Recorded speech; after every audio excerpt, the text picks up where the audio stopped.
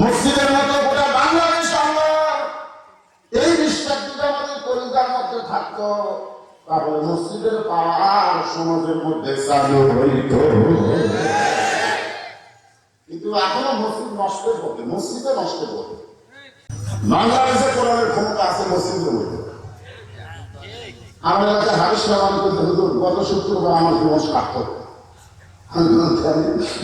আমার পিছনে নামাজ পড়তে হতো,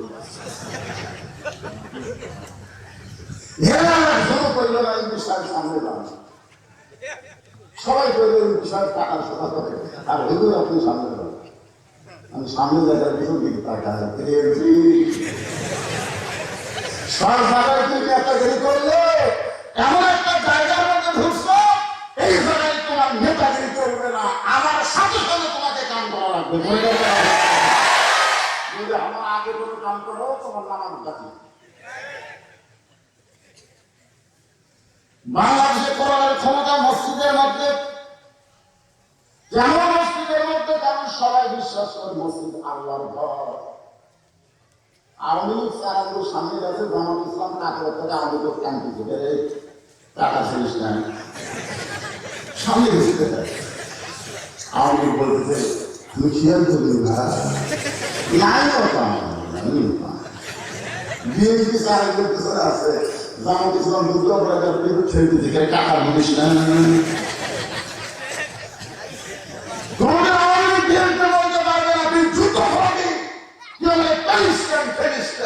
এটা বলতে পারবে না, কারণ সবাই বিশ্বাস করে মসজিদ আল্লাহ। এইখানে কোনো মানুষের রাজনীতি চলবে। মসজিদের মতো গোটা বাংলাদেশ আল্লাহ এই বিশ্বাস যদি আমাদের কলিজার মধ্যে থাকতো, তাহলে মসজিদের পাওয়ার সমাজের মধ্যে চালু হইত। কিন্তু এখনো মসজিদ নষ্টের পথে, মসজিদে নষ্টের পথে।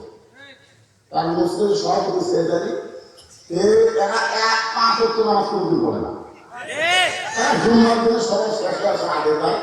এরকম আছে মসজিদের সভাপতি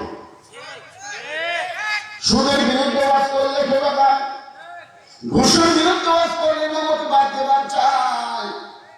অনেক মসজিদে এরকম দুরবস্থা শুরু হয়েছে, ধরে কান ঠিক কিনা যায়।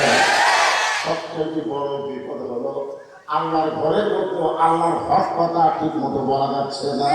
এর চাইতে বড় বিপদ নাই মুসলমানের দেশে, ধরে কান ঠিক কিনা।